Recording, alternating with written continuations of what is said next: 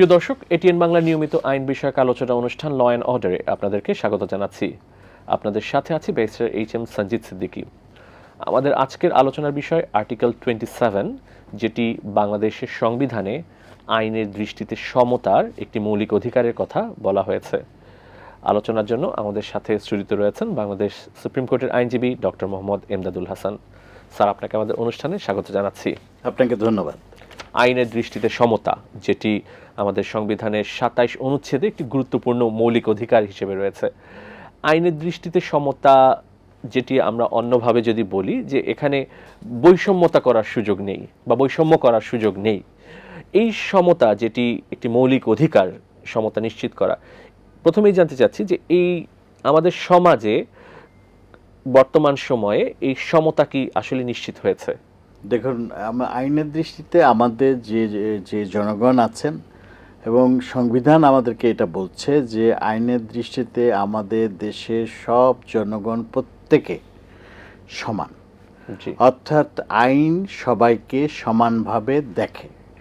সেটা বিভিন্ন রকম হতে পারে, নর নারী হতে পারে, সেটা একজন উচ্চপদস্থ কর্মচারী, একজন রিক্সাপুলার হতে পারে, যে কোনো জায়গার অবস্থানের মানুষের অবস্থান আইনের চোখে সমান, অর্থাৎ আইন সবসময় সকলের জন্যে সমান, এটাই 27 নিশ্চিত করেছে আর কি।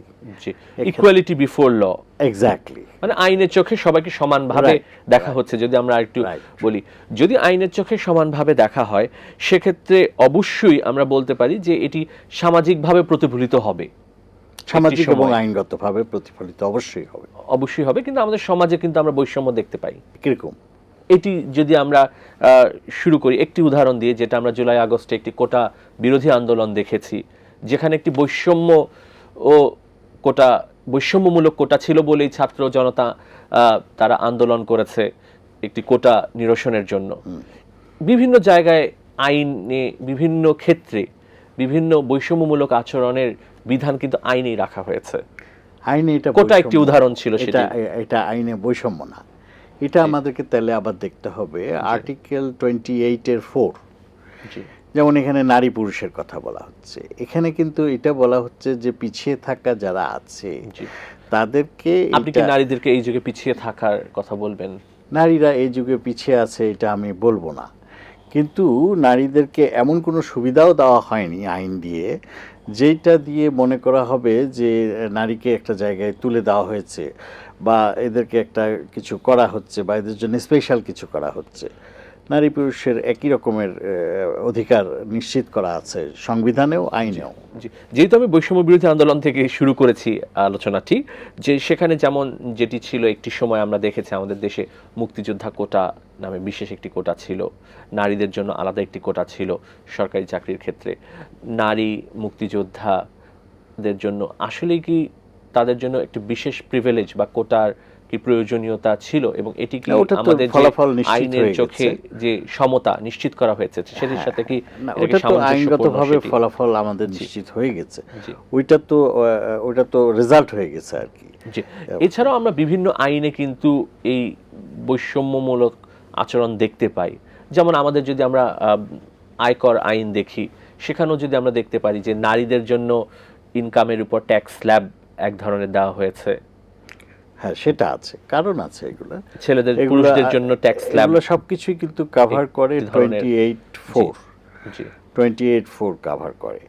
এখানে নারী পুরুষের যে সমতার মানে কেন কতটুকু প্রিভিলেজ করা হবে সেটা কিন্তু 28 দিয়ে প্রিভিলেজটা দেওয়া হচ্ছে আর কি। এবং এখন নারী পুরুষ নিয়ে যে মানে ভ্রান্ত ধারণা আছে যে নারীর ক্ষেত্রে হয়তো উত্তরাধিকারের ক্ষেত্রে একরকম, তারপরে অফিসের ক্ষেত্রে, কর্মক্ষেত্রের ক্ষেত্রে আরেক রকম, বা আইন দিয়ে তাদেরকে প্রোটেকশন দেওয়া হচ্ছে, এগুলা কিন্তু মানে সেভাবে কিছু সমতা আছে আর কি, এখানে কোনো ইয়া নেই। আপনি বলছেন যে এগুলো সমতা নিশ্চিত করছে আইন। আমি যদি আরেকটি উদাহরণ দিয়ে থাকি, যে আমাদের যেমন ফৌজদারি কার্যবিধির 497 ধারায় বলা আছে যে নারীদের জামিনের ক্ষেত্রে অগ্রাধিকার দেওয়া হবে নারী, বয়স্ক এবং শিশু হলে। না, ওটা তো আবারও চলে যেতে হবে ওইখানটায় যে আমাদের কনস্টিটিউশনে দুটো জিনিস আছে এবং জি। দুটোর মধ্যে কোনো কন্ট্রাডিকশন নেই। জি। একটা ২৭ একটা ২৮ আর্টিকেলে, এবং ২৮-এর ৪-এ বলা হচ্ছে যারা কিনা এরকম অবস্থায় থাকবে তাদের জন্য একটা জায়গা তৈরি করে দিতে হবে সরকারকে সাংবিধানিকভাবে এবং আইনগতভাবে, যাতে করে তারা এই বিষয়গুলোর সাথে যুদ্ধ করতে পারে এবং সম্মুখে আগাতে পারে আর কি। আমাদের আইনে আমরা দেখেছি যে নারীদেরকে প্রোটেকশন দেওয়ার জন্য বিশেষ কিছু আইন করা হয়েছে, স্পেশাল ল করা হয়েছে, যার মধ্যে নারী ও শিশু নির্যাতন দমন আইন রয়েছে, যেটি নারী নির্যাতনের জন্য, নারী নির্যাতন রোধে আলাদা আইন করা হয়েছে, যৌতুক প্রতিরোধ আইন করা হয়েছে, পর্নোগ্রাফি আইন করা হয়েছে, যেগুলো কিন্তু বিশেষভাবে নারীদের সুরক্ষা দেওয়ার জন্যই করা হয়েছে। এই আইনগুলো কি আর্টিকেল 27-এর সাথে সামঞ্জস্যপূর্ণ বা কম্প্যাটিবল বলে আপনি মনে করেন? দেখুন, যেটা পর্নোর কথা বলা হচ্ছে, পর্নোগ্রাফি বা ইয়ার কথা বলা হচ্ছে, এটা কিন্তু পুরুষদের ক্ষেত্রে প্রযোজ্য। জি। এটা শুধুমাত্র নারীদের জন্য না। জি। আবার যেখানে নারী শিশুর কথা বলা হচ্ছে, এটা শুধুমাত্রই নারী শিশুর জন্য বলা আছে। কিন্তু আমরা যদি দেখি যে এখানে সেকশন যে ১৭, যেটা জি। সেকশন ১৭-তে কিন্তু বলা আছে যে এখানে কোনো বৈষম্য করা হচ্ছে না, এই জন্যে যে একটা স্পেশাল লকে ১৭ ধারায় বলা হচ্ছে যদি কোনো এইরকম প্রতীয়মান হয় যে তাকে, এই একজন মহিলা অন্য পুরুষের বিরুদ্ধে এমন কোনো মামলা করেছে যেটা যেটা আসলে উনি প্রমাণ করতে পারেননি এবং সেখানে তার শাস্তি হয়নি, এবং দেখা গেছে এটা একটা মিথ্যা মামলা, তাহলে কিন্তু একই রকম যে ওই যে মামলা করতে পারবে এই ভদ্রলোকও, যে ওই মহিলা মিথ্যা মামলা করেছে এবং তার ৭ বছরের কারাদণ্ড হতে পারে। অতএব যদি মিথ্যা প্রমাণিত হয় তাহলে তো একটা জায়গা আছেই তাদের রিমেডির জায়গা আছে। এটা ঠিক যে নারীদের জন্য কিছু আইন স্পেশালি তৈরি করা হয়েছে। সেখানে নারী নির্যাতন আইন করা হয়েছে। একটি সামগ্রিকভাবে একটি আলোচনা হয় যে পুরুষরাও তো নির্যাতনের শিকার হয় তাদের বৈবাহিক জীবনে, বর্তমান সময়ে হচ্ছে। সেক্ষেত্রে কি সেটি কেন আইনে অন্তর্ভুক্ত করা হচ্ছে না? এবং এটি কি একটি বৈষম্য? এটা মিথ্যা না এখনকার প্রেক্ষাপটে যে ছেলেরাও নির্যাতিত হচ্ছে, মানসিক নির্যাতনও হতে পারে, বিভিন্নভাবে হচ্ছে। এটা এখন এই সময়টা এখনো আসেনি, এবং এই নির্যাতনের ফলে ছেলেরা কিন্তু আত্মহত্যা করছে, এটাও দেখা যাচ্ছে আমাদের বিভিন্ন জায়গায়। তো এইখানে কিন্তু এটা এখনো আসেনি এইরকম একটা পর্যায়ে যে ম্যাসিভ আকারে এটা ঘটছে। এটা বিচ্ছিন্নভাবে কিছু ঘটছে এমন এমন পেপার পত্রিকাতেও দেখা যায়, আজকাল গণমাধ্যমগুলোতেও দেখা যাচ্ছে, এবং এখানে বিভিন্ন রকম প্রক্রিয়ায় নির্যাতিত হচ্ছে, বিশেষ করে মানসিকভাবে বেশি নির্যাতিত হচ্ছে। তো এইটার জন্য এখনো এই পর্যায়ে আসেনি যে কোনো নতুন আইন তৈরি করতে হবে। এখানে আমাদের যে বাংলাদেশ পেনাল কোডটা আছে, এখানে কিন্তু বৈষম্যতা সেইভাবে নাই। এখানে কিন্তু এটা করা আছে যে এই পেনাল কোডটা কিন্তু সবার জন্যই প্রযোজ্য। কেন, পুরুষও যদি কোনো সেক্সুয়াল অ্যাবিউজ হয় অথবা ফিজিক্যালি অ্যাবিউজ হয় অথবা মেন্টালি অ্যাবিউজ হয়, উনিও কিন্তু একজন নারীর বিরুদ্ধে বিপিসি, এটা কিন্তু অনেকে জানেনও না সাধারণ মানুষ, যে উনি বিপিসি অনুযায়ী উনি কিন্তু মামলা করতে পারবেন। এখানে কিন্তু শুধুমাত্র নারীরাই যে মামলা করতে পারবে তা না, ওনার জন্য যে স্পেশাল ল দেওয়া আছে এটা তাদেরকে প্রোটেকশনের জন্য দেওয়া আছে, এবং এটাও বলা আছে যে একই সুরক্ষা কি পুরুষদের ক্ষেত্রেও তো অবশ্যই প্রযোজ্য হওয়ার প্রয়োজন রয়েছে বলে এটা কিন্তু অ্যাকর্ডিং টু 27-এ আপনি যাচ্ছেন যে যদি নারীদের জন্য স্পেশাল ল থাকে তাহলে পুরুষের জন্য কেন থাকবে না। প্রয়োজন রয়েছে যেহেতু বর্তমান সময়ে আমরা প্রেক্ষাপটে আসছে, কিন্তু এখনো ওই সময়টা হয় নাই। কারণ আমি বলছি যে তার কিন্তু অল্টারনেটিভ রিমেডিগুলো থেকে গেছে, যেটা সে কিন্তু জানে না। আবার মিথ্যা মামলা যদি করছে তাহলে নারী নির্যাতন আইনেও যেমন সেকশন 17 দিয়ে মামলা সে করতে পারছে ভদ্রলোক, ঠিক সেভাবে কিন্তু এখানে সিআরপিসি অনুযায়ী কিন্তু তিনি মিথ্যা মামলায় মামলা করতে পারছেন। সো এই যে সামগ্রিক যে বিষয়গুলো আছে এবং আইনের যদি আমরা বিশ্লেষণ করি, তাহলে পুরুষ এবং নারী সত্যিকার অর্থেই আমাদের যে 27 অনুচ্ছেদ আছে আর্টিকেলের, সেখানে যে কথাটা বলা আছে যে সবাই সমান, এটা সত্যিকারভাবে নিশ্চিত করা হয়েছে। এখানে পুরুষকে বা নারীকে আলাদাভাবে ফ্যাসিলিটি দেওয়া হয়েছে, নারীদেরকে কিছু ফ্যাসিলিটি দেওয়া হয়েছে, কিন্তু ওই ফ্যাসিলিটিগুলো সেইভাবেই দেওয়া হয়েছে যেটা অ্যাবিউজ না হয়। নারী নির্যাতন আইনকে অ্যাবিউজ করে কেউ যদি মামলা করে 17 মামলা হচ্ছে। তো এইগুলো জানা অনেকেরই নাই, এটা জানতে পারলে বুঝতে পারবে যে এটার একটা ব্যালেন্স অফ কনভেনিয়েন্স ইনকনভেনিয়েন্স আছে। এটা কিন্তু একেবারেই করে দেওয়া নাই, একেবারেই যে নারীদেরকে দিয়ে দেওয়া হয়েছে এরকম কিছু না। জি, নারীদের অধিকার আদায়ের যে সংগ্রাম আমরা দেখেছি সেই 18 সাল থেকে, যদি আমরা যে ফেমিনিস্টদের আন্দোলন দেখেছি যে তারা বলছে যে আইন করাই হয় হলো পুরুষদের স্বার্থ অধিকার নিশ্চিত করার জন্য, সেই সময় থেকে কিন্তু আমরা অনেক দূর এগিয়ে আসছি। এখন আইনে কিন্তু আসলেই নারী পুরুষের মধ্যে বৈষম্য আমরা সেভাবে দেখছি না, যদিও আমি অনুষ্ঠানের শুরুতে কিছু সুনির্দিষ্ট উদাহরণ দিয়ে আপনাকে না, আমাদের কিন্তু কোথাও কোনো বৈষম্য এখন আর নাই। আমরা সেই জন্যই কিন্তু এই জায়গায় এসে পৌঁছাইছি, দেশটাকে কিন্তু আপনি চমৎকার জায়গায় আনতে পেরেছি। বৈষম্য না হলেও প্রিভিলেজড আছে, কিছু কিছু জায়গায় প্রিভিলেজ রয়েছে। এটা আপনি চিন্তা করলে দেখা যাবে, আমরা যদি না শ্রম আইনে দেখেন, হ্যাঁ, আমরা শ্রম যদি আইনে প্রতিটা আইনকে স্ক্যান করি, জি, চমৎকারভাবে স্ক্রুটিনাইজ করি, তাহলে দেখব যে একটা বিশেষ সুবিধা দেওয়ার ক্ষেত্রে তো দেওয়া হয়েছে, নারীদের সুবিধা দেওয়া হলেও সেটাকে ব্যালেন্স করা হয়েছে, যেটা আমি 17 ধারায় আর্টিকেল 27 এর কিন্তু ব্যালেন্সের কথা কিন্তু বলা নেই সেখানে শুধু সমতার কথা বলা হয়েছে। সমতা বলতে সমতার ব্যালেন্সটা করা হয়েছে। যেমন আমি বললাম নারী নির্যাতন আইনে তাকে এটা দেওয়া হয়েছে, জি, সাথে সাথে তাকে কিন্তু পানিশমেন্টের ব্যবস্থা আমি যদি স্যার এখানে একটু যুক্ত করে দিচ্ছি আপনাকে, আপনি যেটি ব্যালেন্সের কথা বললেন, যেটি অনেক ক্ষেত্রে আসে আমাদের শ্রম আইন 2006-এ, যেখানে মাতৃকালীন ছুটির একটি বিধান রয়েছে, কিন্তু একটা ছেলে তারও অধিকার রয়েছে তার সন্তান যখন জন্মগ্রহণ করছে একটি ছুটি লাভ করার, সেটি কিন্তু আমাদের আইনে এখন অন্তর্ভুক্ত করা হয়নি। এখন পিতা এবং মাতার যে বাচ্চা হওয়ার ব্যাপারে যে তাদের যে কন্ট্রিবিউশন, এটাও চিন্তা করতে হবে যে কার জন্য কতটুকু সময় লাগবে, এবং সেগুলো বিবেচনা করে এগুলো করা হয়েছে। মাতৃকালীন ছুটির একটি ধরন যেটা এখন ভেবে দেখার সুযোগ এসেছে, যদিও এটি আলোচনায় রয়েছে, এখন ভেবে দেখার সুযোগ এসেছে।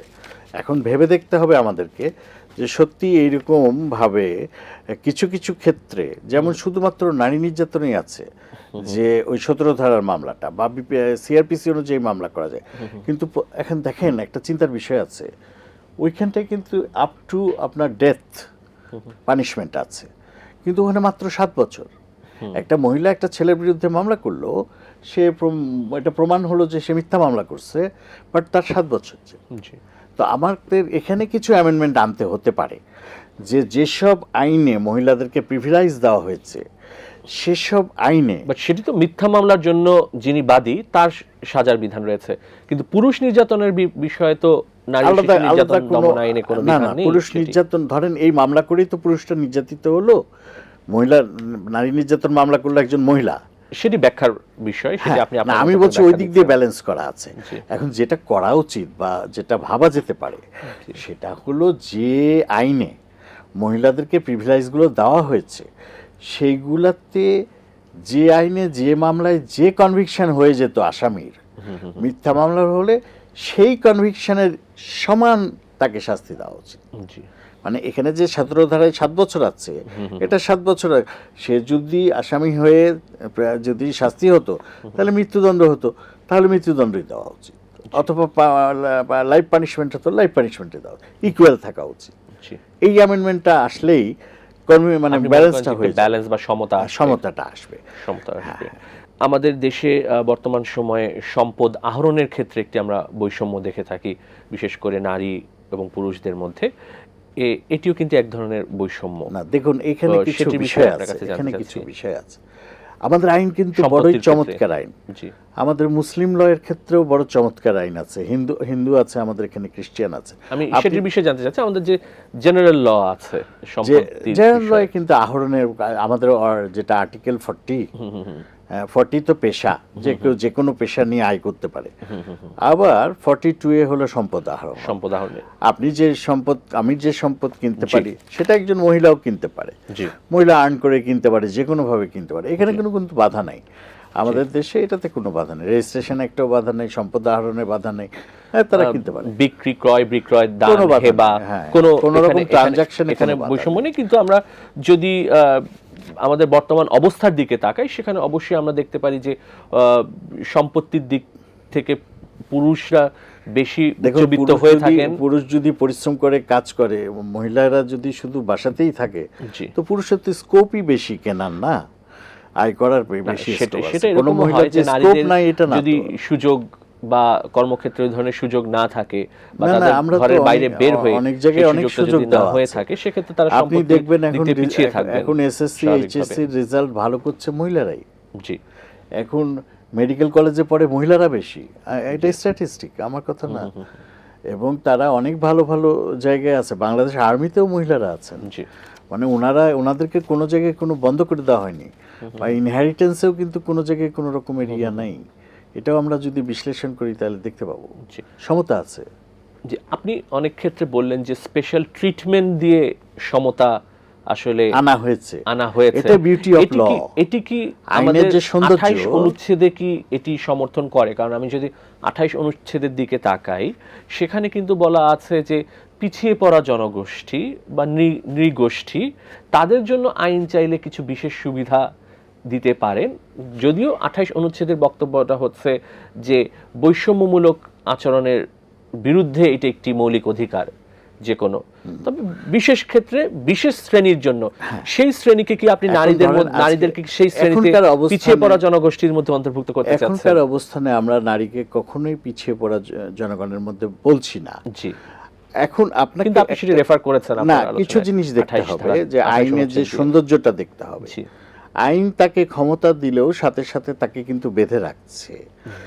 এখানে কিন্তু নারীরাও অনেক সময় মনে করে যে তারা সম্পদ কম পাচ্ছে বা ইনহেরিট কম করে, এগুলো আছে।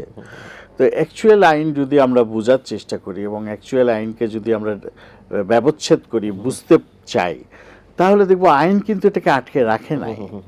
যেমন ধরেন একজন ভদ্রলোকের দুটো মেয়ে, কথা বা একটা ছেলে একটা মেয়ে, তাহলে ছেলে পাবে ডাবল অ্যাকর্ডিং টু মুসলিম ল। তো বাবাকে এটা বাধা দেয়নি মুসলিম ল, তোমার মেয়েকে তুমি কিছুটা দান করে দাও। এটা কিন্তু এটাই কিন্তু আইনের সৌন্দর্য বা আইনের মুসলিম লয়ের যে 1400 বছর আগের যে চমৎকার যে জিনিসগুলা, এগুলা কিন্তু বুঝতে হবে, আইনটাকে বুঝতে হবে। শুধুমাত্র আমি ওইটুকটা দেখে থেমে গেলে হবে না। আমি এটাও বলছি আপনাকে যে কিছু কিছু জায়গায় ছেলে মেয়ে একই সম্পদ পায়। যেমন একটা ছেলে মারা গেল, তার পুত্র সন্তান নাই, তার ওয়াইফও নাই, কেউ নাই, বাবা মা কিন্তু পাবে 1/3 করে, আবার 1/6 করেও এক সময় পাবেন, ভাই বোনও পাবেন। যদি একটা ছেলে মারা গেল, তার সন্ততি নাই, ওয়াইফ নাই, বাবা মা নাই, ভাই বোন সমান পাবে। এখানে ভাই তো মেয়ে ছেলে, বোন তো মেয়ে। 6টা ক্ষেত্র আছে যেখানে মুসলিম ল অনুযায়ী তারা সমান পায়। আপনি মুসলিম উত্তরাধিকার আইনের কথা বলছেন। এক্স্যাক্টলি। এখন আমরা কোন জায়গায় আছি ফোকাস করে, যে একজন বাবা যদি একটা ছেলে একটা মেয়ে থাকে বা ছেলে মেয়ে থাকে, তাহলে উনি পাচ্ছেন ছেলে সন্তান অর্ধেক পাবেন, ডাবল পাচ্ছেন। হ্যাঁ হ্যাঁ, মেয়ে সন্তান হাফ পাচ্ছেন। এখানে কিন্তু বিউটি, আইনের যে সৌন্দর্য, আইনের যে মানে পুরা আইন জানার যে চমৎকার একটা অবস্থা, এটা সাধারণ মানুষের নাই, তারা বুঝতে পারছে না এটা। সেটা কি, ওই ছেলেকে যতটুকু দিয়েছে মা, বাবা কিন্তু তার বেঁচে থাকা অবস্থায় মেয়েকেও দিয়ে যেতে পারে। সুযোগ আছে তো আইনে। আইনটা কিন্তু একেবারে যে ফুল স্টপ করে দেওয়া হয়েছে তা না। বা নারী তার স্বামীর কাছ থেকেও কিন্তু সম্পদ প্রাপ্ত, সব জায়গা থেকে সম্পত্তি পাচ্ছে। এবং আমি তো বলে দিলাম যে 6টা ক্ষেত্রে তো একই রকমের সম্পদ পাচ্ছে। এক্ষেত্রে আমাদের হিন্দু যে আইন আছে, হিন্দু আইনে তো আরো চমৎকার। মানে বলতে চাচ্ছি যে এক্সিস্টেন্স যত ল আছে, এদের তো আদ্যাগ্নি বলে একটা বিষয় আছে, আদ্যাগ্নি বা সাউদাইকা। মানে আপনি দেখবেন, হ্যাঁ, বিয়ের সময় সামনের দিকে একটা আগুন জ্বালায় ওরা, ওরাকে সাক্ষী টাকি রেখে, যাই হোক।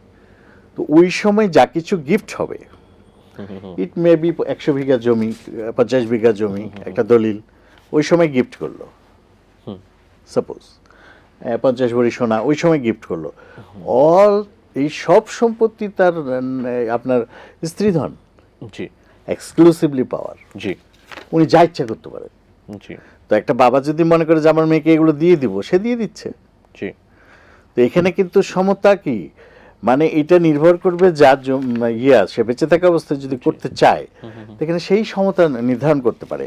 এবং আইনের যদি সামগ্রিক বিষয়গুলো জানা থাকে, দান বা এই সব কিছু ট্রান্সফারগুলা বা উইল, এই সব কিছু বিষয় যদি জানা থাকে, তাহলে একটা মানুষ বুঝতে পারবে যে কোনো কিছুকে বেঁধে দেওয়া হয়নি, তার ক্ষমতাটাকে, অধিকারটাকে, কারণ যার সম্পত্তি তার তো এক্সক্লুসিভ পাওয়ার, সে তো রাস্তার লোককে ডাক দিয়ে বলতে পারে এটা তোর কাল থেকে। সো আমাদের কিন্তু বুঝার ভুল আছে এখানে, যে মুসলিম ইনহেরিটেন্স ল এটা ভুল মানে এভাবে দেওয়া হয়েছে, এটা অন্যায় হয়েছে। কোথাও কোনো অন্যায় নেই, বরং আমরা এটাকে যখনই কোনো কিছু করতে যাব তখনই বিপদে পড়ব। আমরা 61 সালে কিছু জিনিস পরিবর্তন করেছি, ডক্ট্রিন অফ রিপ্রেজেন্টেশন আনছি, অনেক কিছু আনছি, এগুলো দিয়ে আমরা বিপদে পড়েছি। আমরা ইসলামের যে সঠিক কোরআনের যে আইন আছে ওখান থেকে বেরিয়ে গেছি এবং অনেক কিছু বিপদ ডেকে এনেছি আমরা। এগুলো কিন্তু খুবই চমৎকার আইন, এবং এখানে সামগ্রিক আইনটা না বুঝলে কিন্তু মানুষ বুঝতে পারবে না। তাহলে আপনার আলোচনা থেকে সারমর্ম হচ্ছে আমাদের যে পার্সোনাল ল, এটি নট অনলি শরিয়া হোক, আমাদের শুধু না, বা হিন্দু আইন হোক, এক্স্যাক্টলি খ্রিস্টানও তাই। সেক্ষেত্রে সমতা নিশ্চিত করা হয়েছে। একটা ডিভোর্স দেন, আপনার 50% টাকা নিয়ে যাবে। জি, খ্রিস্টানে সো প্রত্যেকটা ধর্ম নিশ্চিত করে দিয়েছে, জি, যে কোনো রকম কোনো ইয়ে রাখেনি। আইনও নিশ্চিত করে দিয়েছে। আমাদের সংবিধানে যে 27টা আমরা লিখছি এটা ঠিক আছে, এবং প্রতিফলিত হয় আইনে। সমাজে কি হচ্ছে এটা ভিন্ন জিনিস, কিন্তু আইন কিন্তু চমৎকার আছে এখানে, সমতা নিশ্চিত করেছে একদম। সমাজের ব্যাপারটা আলাদা, জি, প্র্যাকটিসটা হয়তো একটু আলাদা, জি, কিন্তু প্র্যাকটিসটা যদি উল্টা থাকে এটাকে সঠিক করার মতো আইনের ক্ষমতা আছে। জি। এখন আমরা এটি প্রয়োগের বিষয় যদি যাই, যে প্রয়োগিক বিষয়টি কিন্তু গুরুত্বপূর্ণ। একজন নারী তিনি আইনি প্রতিকার পেতে অনেক ধরনের প্রতিবন্ধকতার পার হতে হয় তাকে। যেমন একজন নারী যদি তার ভাইদের কাছ থেকে সম্পদ বঞ্চিত করা হয় তাকে, বা তার যে উত্তরাধিকার সূত্রে তার যে হক সেটি যদি তার ভাই তাকে না দেয়, একজন নারীকে অবশ্যই আদালতে দ্বারস্থ হতে পারেন তিনি। এখন একজন নারীর বর্তমান সময়ে আদালতে দ্বারস্থ হওয়া কিন্তু অনেক সময় জটিল এবং কঠিন পরিস্থিতি তৈরি করে নারী। এ কারণে নারী হয়তোবা চিন্তা করে যে থাক, মামলায় আমি নাই গেলাম। এটা অসচেতনতা। এটিও একটি হতে পারে। আরেকটি হতে পারে, আমি প্রশ্ন শেষ করছি, আরেকটি হতে পারে যে একজন নারী, বর্তমান সময়ে একজন নারী যখন থানায় গিয়ে মামলা দায়ের করতে চাচ্ছেন, সেই থানায় অনেক সময় নারী পুলিশ কর্মকর্তা থাকছে না। সেক্ষেত্রে একজন নারী, তিনি যে ভিক্টিমাইজ হয়েছেন, এই বিষয়গুলো তিনি কিন্তু খোলাখুলিভাবে পুলিশ কর্মকর্তার নিকট আলোচনা করতে পারছেন না। সেখানেও তিনি কিন্তু এক ধরনের ইল ট্রিটমেন্টের শিকার হচ্ছেন। আইন দিয়ে সমতা দেওয়া হচ্ছে, বাট প্রতিকার লাভের বিষয়ে তার একটি প্রতিবন্ধকতা পাচ্ছে। সেটি কি আমাদের সংবিধানকে তাহলে, দেখেন আমি মাঝখানে একটা সংবিধান যে স্পিরিট, সেটিকে এটি একটা শব্দ ইউজ করছি, সেটা হলো অসচেতনতা। জি, একটা সচেতন শিক্ষিত মহিলার কাছে এটা কোনো ব্যাপার না, কিন্তু থানায় গিয়ে যখন মহিলা পুলিশ কর্মকর্তা বা নারী পুলিশ কর্মকর্তা নেই, আইনও তাকে সুবিধা, তার অসচেতনতা না, আইন তাকে সুবিধা দিয়েছে, এটা তার জানা নাই, সাধারণ মানুষের জানা নাই। কি আমি বলি আপনাকে, একটা পদ্মানুসীন মহিলা বাসা থেকে তার রিপ্রেজেন্টেটিভ দিয়ে যে তদবির কাজ, সোজা বাংলায় বলে, যে কোনো সিভিল মামলা করতে পারে। শেষ। তাহলে সিভিল মামলাতে আমরা দেখলাম পদ্মানুসীন মহিলা বাসায় থেকে মামলা করতে পারছেন একজন রিপ্রেজেন্টেটিভ দিয়ে। তার হাজব্যান্ড হইতে পারে, তার ভাই হইতে পারে, বাংলাদেশের যে কোনো 18 বছরের উপরে একজন মানুষ হইলেই হবে, সেটা আরেকটা মহিলাও হইতে পারে। গেল এটা। তার মানে ইজি অ্যাক্সেস যে নাই, এটা অজ্ঞতা। দ্বিতীয়, থানাতে ইমেল করেও এখন আপনি কমপ্লেইন করতে পারেন। তো এই যে আইনে যে আপনার জানার চর্চা কিন্তু খুবই কম, না জানার যে মানে ইমেইলের চর্চাটি, এটা হ্যাঁ চর্চা কম আছে, কিন্তু না ওরা অস্বীকার করে। সব ধরনের মামলা শুধু জিডি ইমেইল করা যায়, মামলা না আপনি কলও করতে পারেন, আপনি 99 থেকে পুলিশ কল করে এজাহার দায়েরের সুযোগ নেই, কিন্তু 99 থেকে কল করে করতে পারবেন, সুযোগ আছে। আমি বলছি যে আইনগুলা যে অধিকার আপনাকে দিয়েছে বা আমার মহিলাদেরকে দিয়েছে, এটা তাদেরকে জানতে হবে, বুঝতে হবে, প্রয়োগ করতে হবে।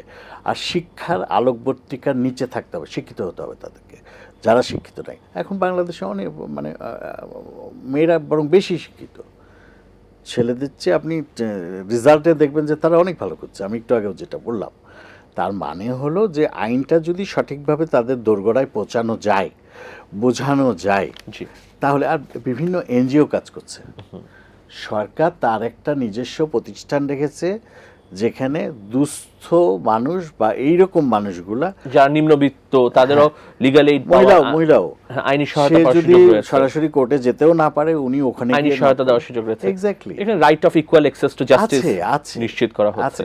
এটা আমাদের অসচেতনতা। জি, তার মানে আমি বলতে চাচ্ছি 27 যে আছে আমাদের অনুচ্ছেদ। আর্টিকেল অনুচ্ছেদ আছে, ওটাকে আফেল রেখেই আমরা কিন্তু নারী পুরুষের বিষয়টাও সমান রেখেছি। জি। এখানে কোনো সুযোগ নাই কিছু বলার।